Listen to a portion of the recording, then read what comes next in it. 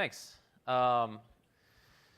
I want to talk about why we're here a little bit. We were super inspired by some of the work Microsoft and other people have done in creating DEP and ASLR. When I was getting out of college, the presence of DEP and ASLR kind of affected my career. I was thinking like, oh boy, like, you know, memory corruption is like a solved space now.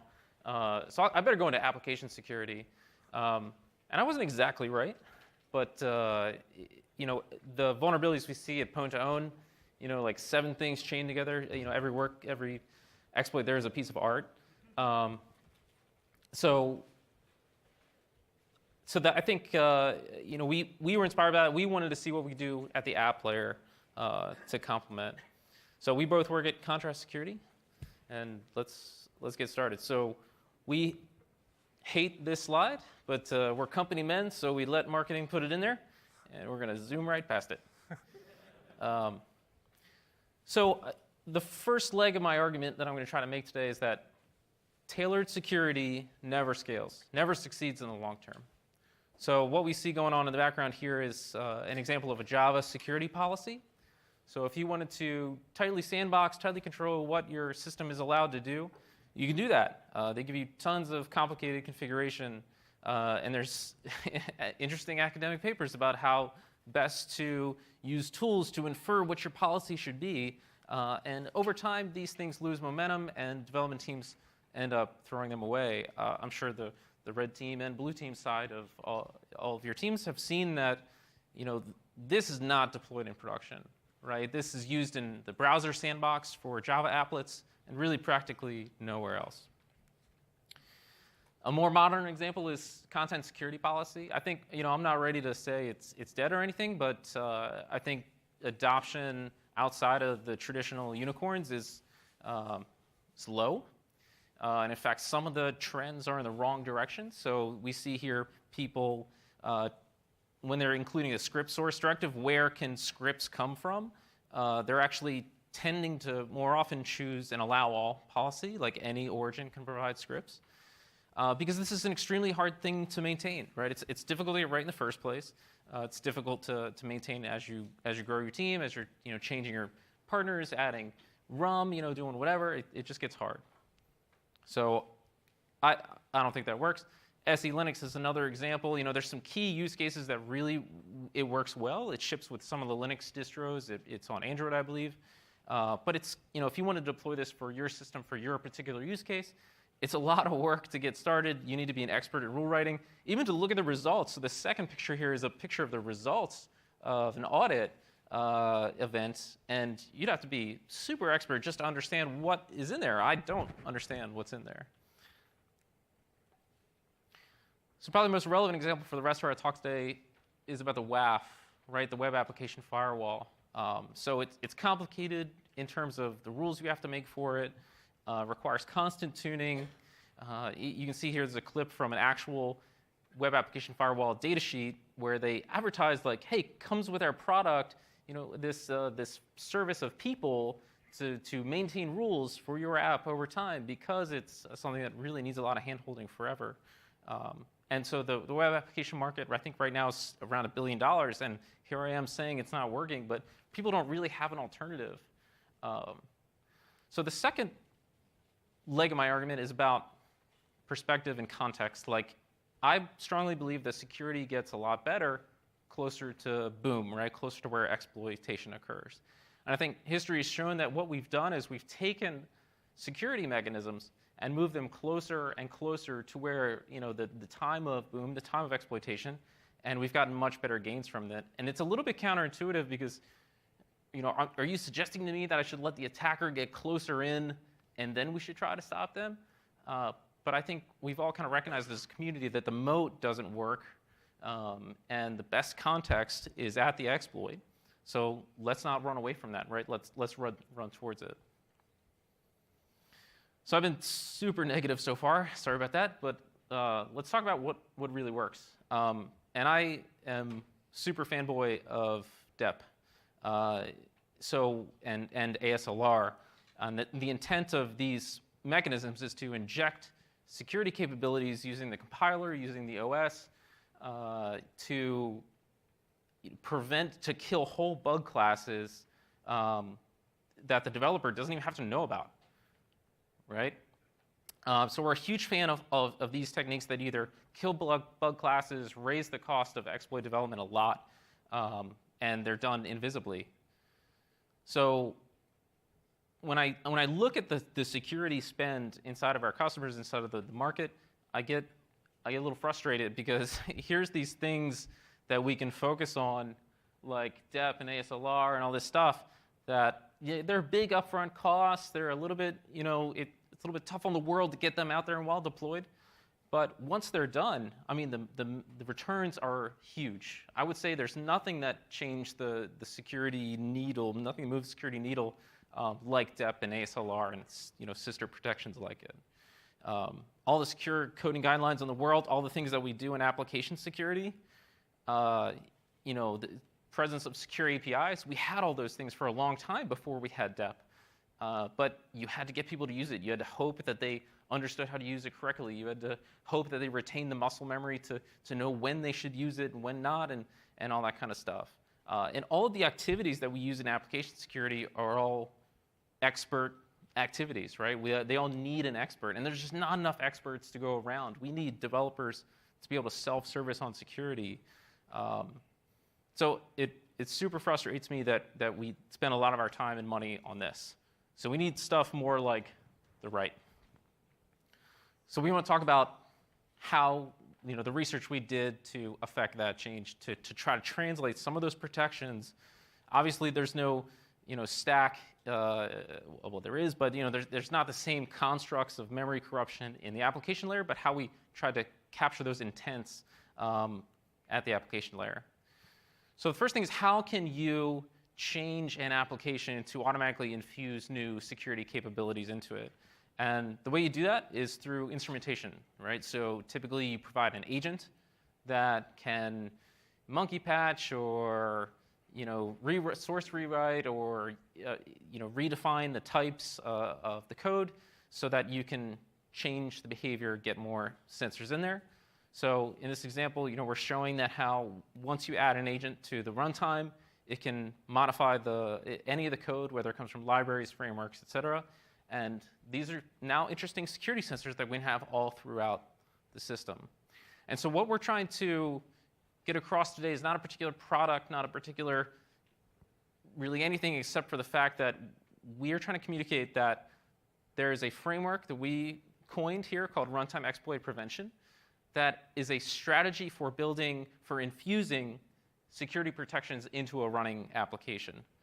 So as a workload progresses, like an HTTP request is executing, we'll have several opportunities to infuse proactive controls, to harden, to sandbox, to detect injection attempts, to do all kinds of things.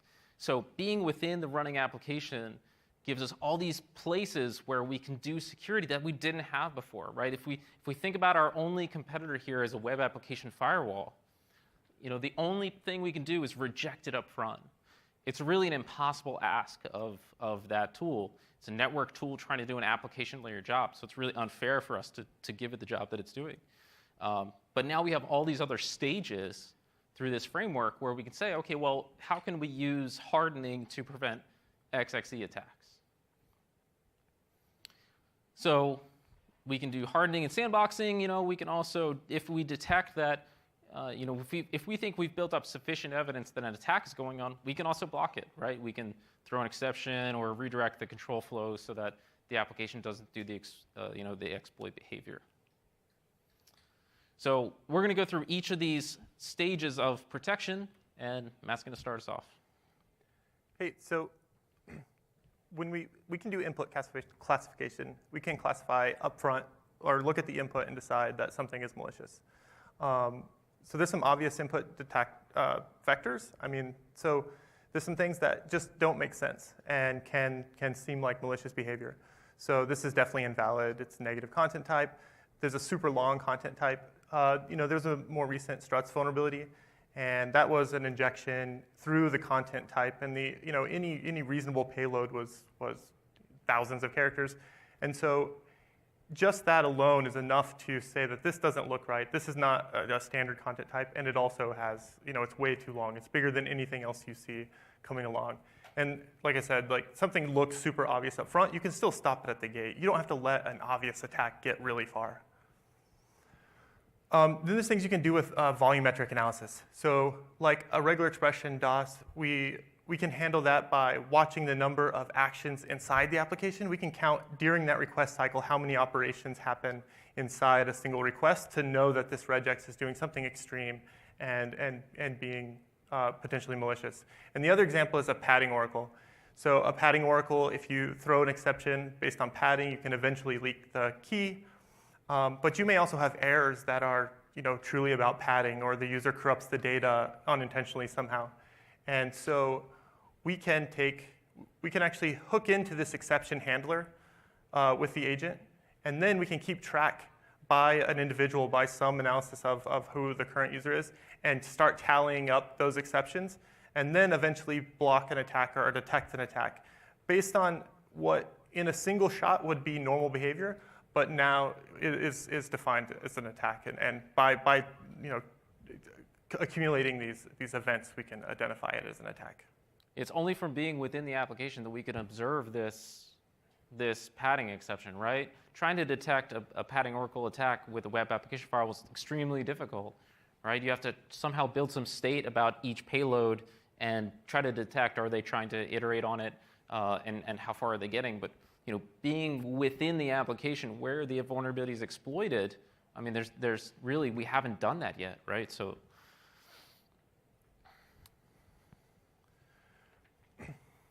And so there's this other idea of input tracing, and it's more or less following input through the execution of the application.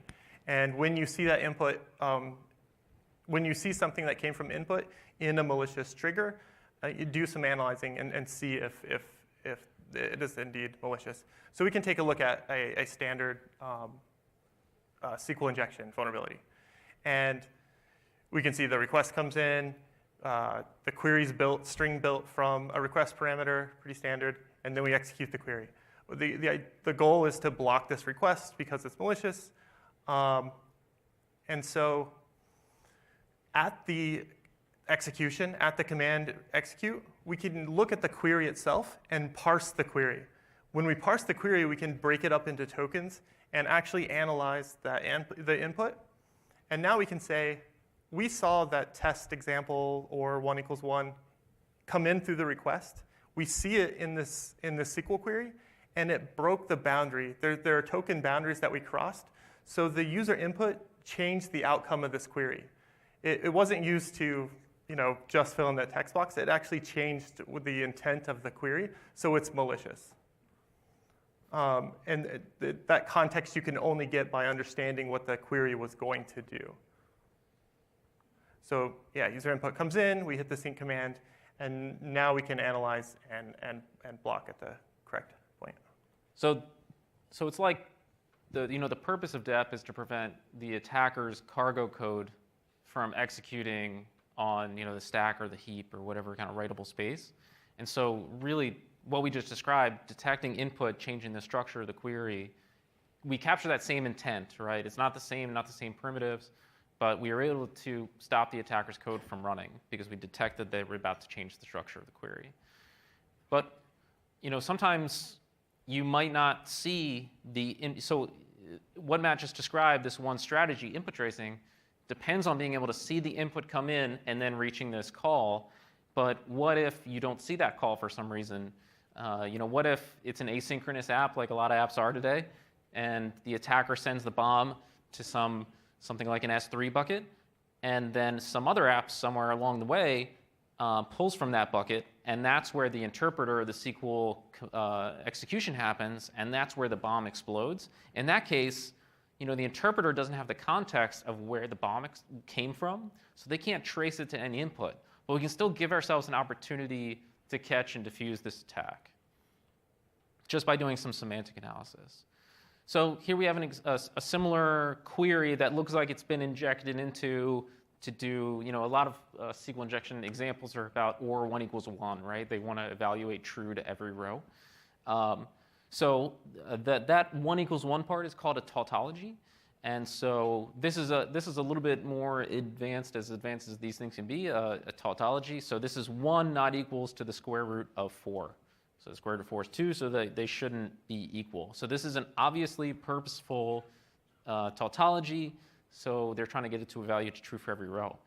So we can detect that this appears to be a malicious clause without trying to tie it to any context, right? We don't necessarily know that this came from an attack, but if this is a behavior that isn't typical for your systems, this can be weaved into your application. And of course, the running theme here is all of this is provided by an instrumentation agent. It's not provided by a developer. Developer's not writing any rules. There's no tuning. This is just something you get for free by adding our agent. And again, the 1 equals 1 can be detected, but that square root, we need to, we have pseudo evaluation, I guess, like the callout says. So we can kind of evaluate that and determine that 1 doesn't equal the square root of 4, and we evaluate that thing. So we know that it truly is a tautology and not some string-built script that was unintentional. That's an excellent point. Yeah, we have the example here that, if you were to try to detect this statically, just scan the code and check if the expression on the left is the expression on the right, it'd be trivially easy to bypass that through string concatenation or whatever.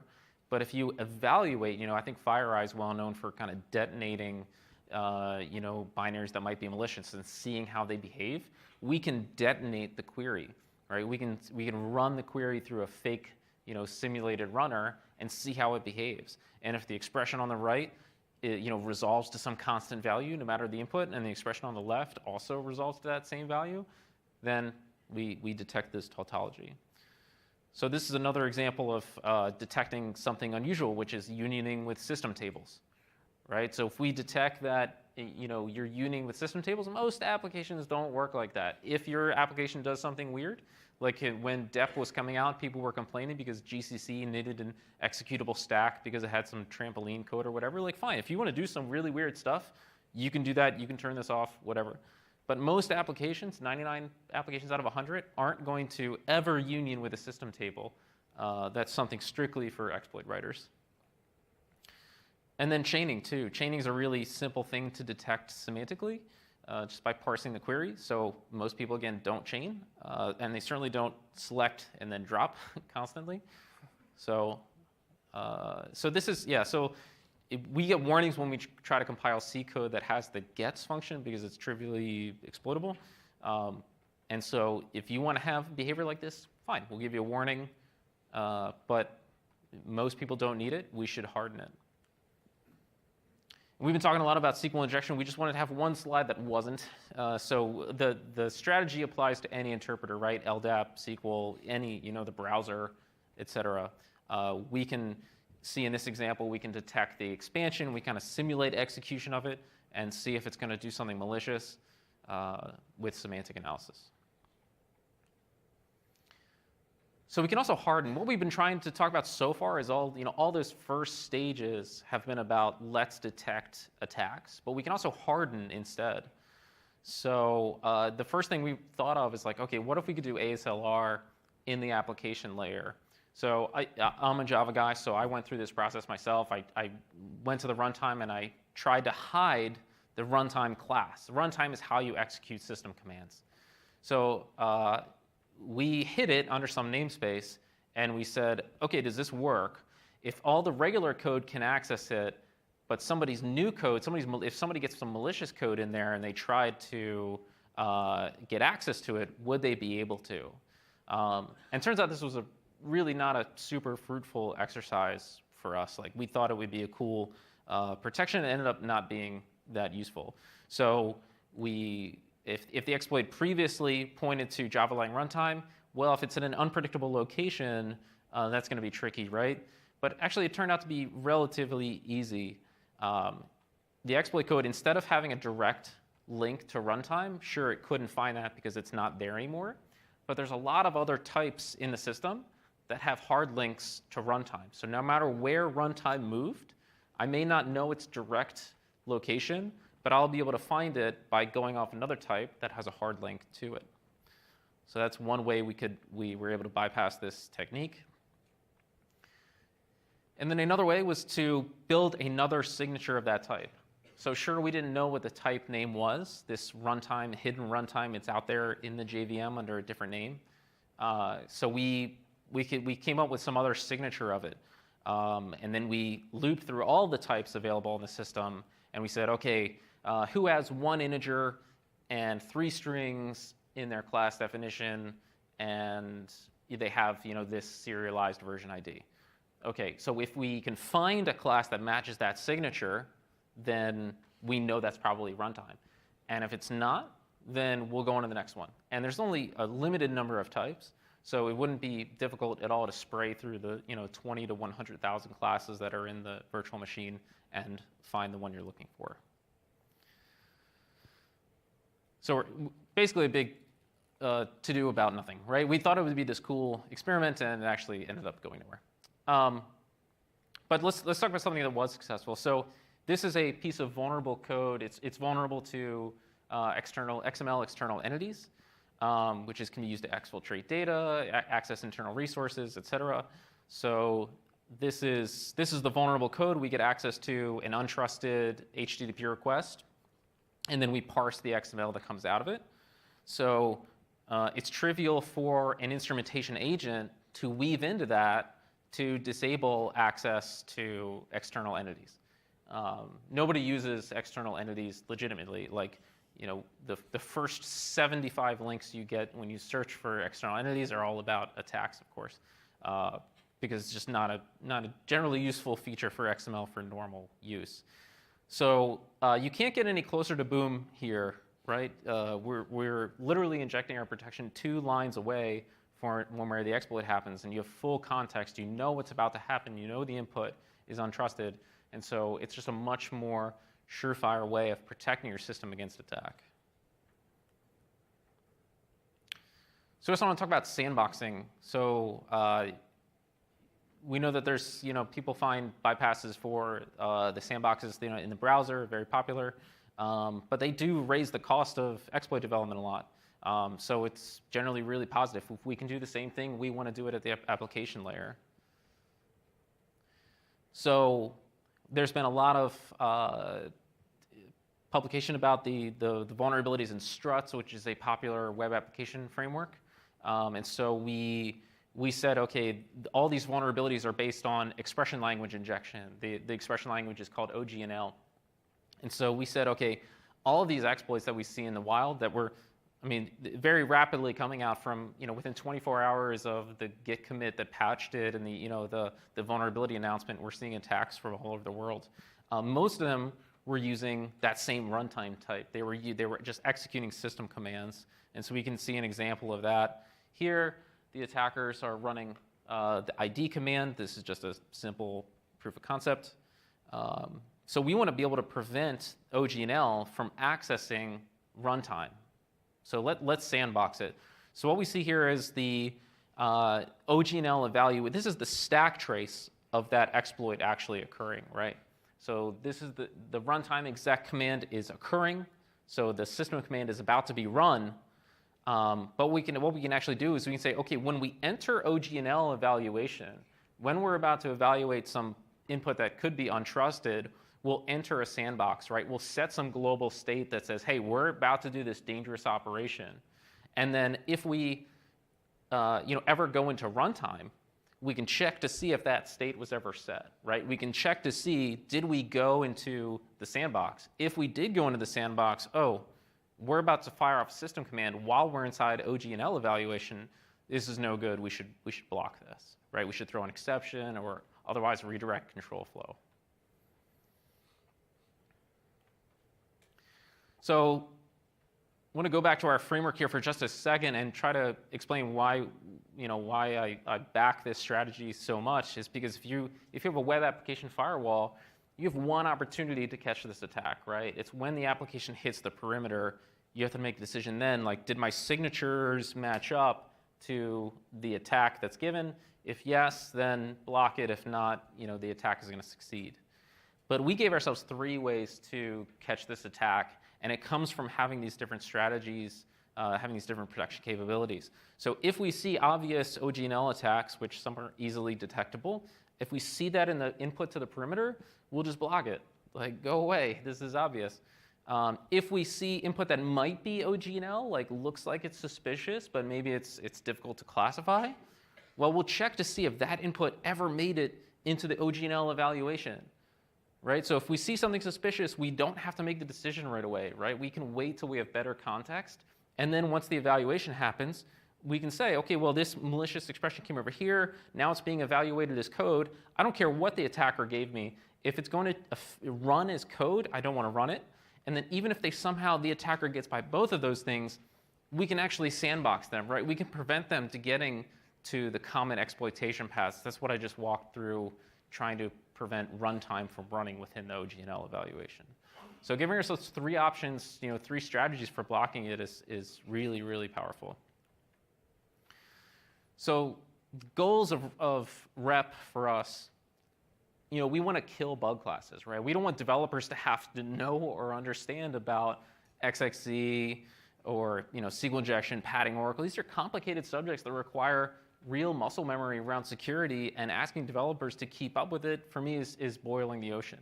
When New Relic and AppDynamics introduced agents to measure security, they didn't try to go out and teach the world how to write more performance managing measurement code.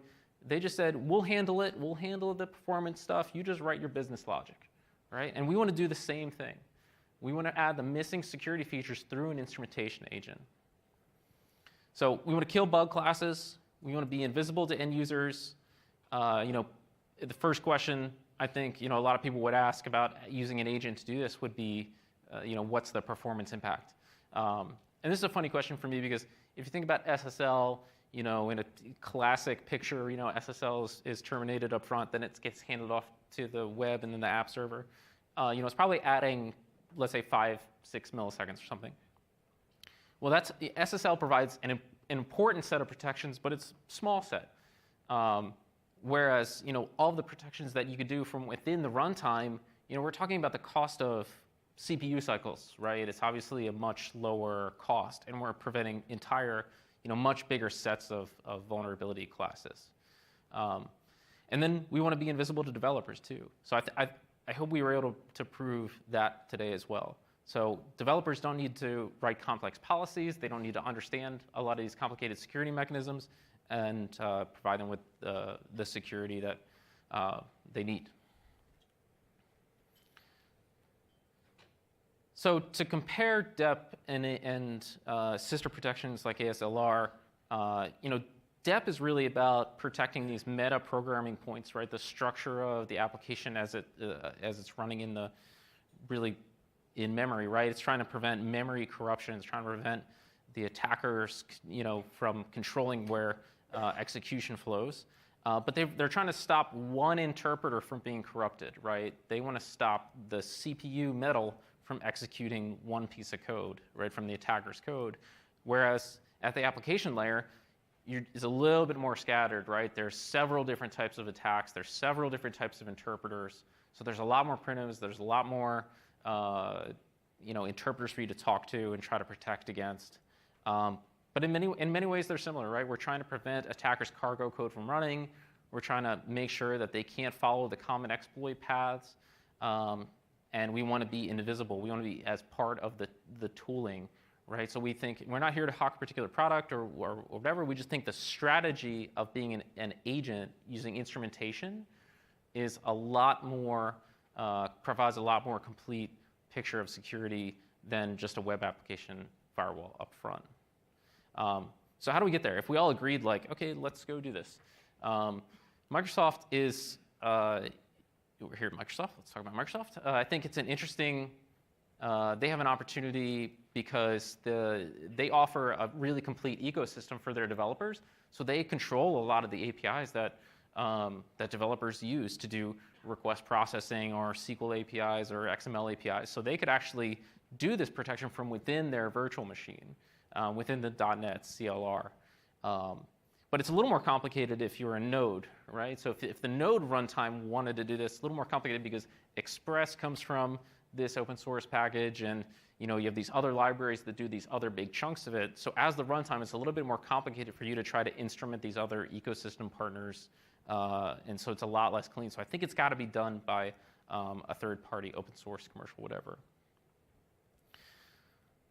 So we've done the research, we've built prototypes, we've gone through. We have a free edition of this available out there on the web. You can go download it and run it. We have we support all the Java, .NET, Node, Python, Ruby, and so you can go get it for free. You can go download it right now and play with it and test it out.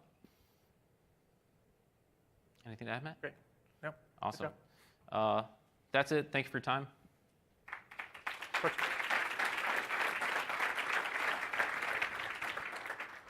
Any questions or?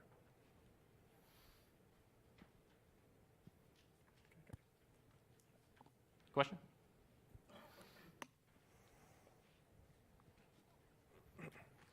Hey, do you guys know of any other, say, open source projects or something like that that would give you some limited introspection abilities into common application stacks, or is that just something that you guys are doing? In terms of security, I don't think so. But there's lots of open source agents that do really cool things.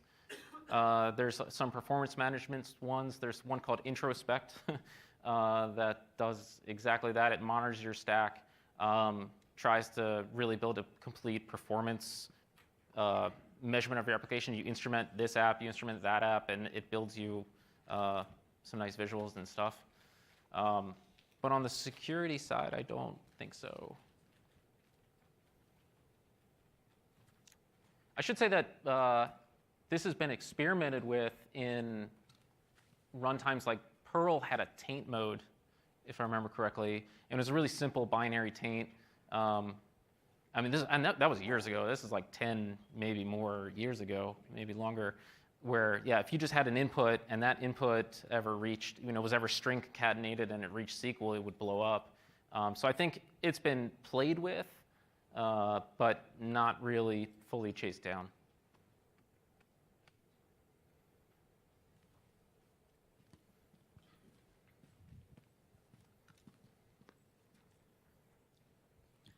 Hi. One question about when you were talking about semantic analysis, it has to be executed in every request that is made, and compared to the existing one, the time impact might be quite high. When you explain the external entities and such, this makes hell a lot of sense. But in sense of semantic analysis, this is quite resource, needs a lot of computation time compared to others. Yeah, we thought so too.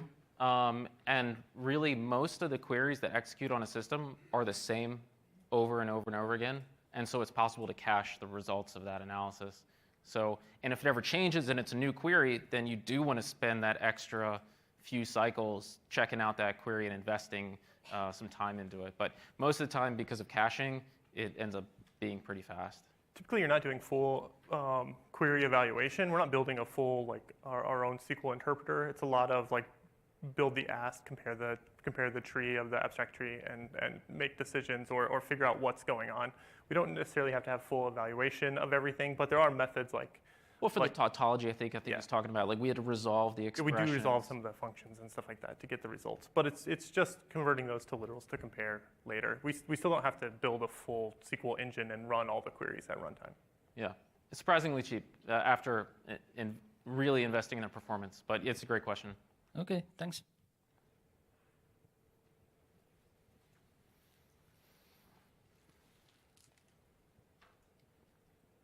Hi, great presentation, guys. Thank you. Just a quick question. You said you have for different type of requests, you have a sandbox. Can you elaborate that a bit, please? So are you using a real sandbox? For example, if you have like a SQL query, will you actually go to the file system or go to the database and run it there? Or do you have something virtually, locally, or how? So some of the sandboxing is done really by sandboxing APIs from reaching other APIs. So it depends on the vulnerability type. But if we just put some state that says, OK, we're within OGNL, and we shouldn't ever reach this other command executing code, when we run this code, we always check to see if we're within that code. So it's not a sandbox in the traditional sense where we're trying to restrict access to resources or files or some other construct. It's about limiting code from reaching other code. But hey, look, tomorrow if we want to add support for a new vulnerability, what we're going to do is we're going to put that framework on the board and we're going to say, hey, what can we do for input tracing for this? What can we do for semantic analysis for this? What can we do for sandboxing? And maybe we'll end up doing something like that, but So not basically, needed you're so far. restricting classes of APIs from interacting or talking to each other or calling each other, right? In a sandbox. But in your example of a SQL query that's reading a file and maybe you don't want to do that, I think that, I mean, we have triggers for after we parse a query for identifying that this is like reading a file resource. And then that's a feature you can say, my queries don't read files, so that's something I don't want. But that's more done through analysis of the query as opposed to the sandboxing approach, because that query happens on the SQL server, or that file read would happen on the SQL server. Got it. Thank you. Thank you. It's harder, yeah. Once it leaves the scope of the virtual machine where the app runs, the app's not running anymore, so we can't see what that person's doing. But luckily, we can do a whole lot from the app perspective.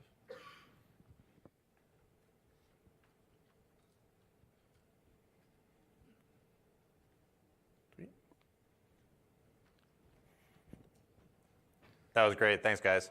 Thanks, guys. Appreciate it. Thank you. I love this talk. For me, it represents a promise because as defenders, as developers, we have to get everything right. As attackers, they need the one thing right. And to me, this represents the promise of us having to get less things right and some cavalry coming to kind of save our butts when we miss a few things. So yeah, great talk. Thanks very much. Thank you. I think there's a big advantage, too, of being able to weave in protections that you didn't have. Like if there's a new exploit that comes out and it affects a library that you have, but the code review or the time to remediation is so high, we can still put protections in, or we can block the OGNL from executing or whatever that type is before you can get a patch in place and deployed. So you can be protected from a class of vulnerability from a type, without waiting for long-term exploitation and things like that. So. Expressed negatively, I think it allows me to be a lazy developer. That's exactly what we want. That's and to all just we want. eat all that security tech debt that we heard in the keynote, talked about being oppressive and depressive. Well, it's interesting. I don't know. I don't write C++ code anymore, so I don't know how developers think about using bounded APIs anymore, like string copy, and I assume they want to do use those controls, the secure APIs, so they don't have crashes or anything. But I wonder if security is forefront anymore. Like a lot of that stuff's really hard to exploit now, so maybe it doesn't make sense to really have to think that hard about it. Hope so. Thanks. Thank you. Thanks.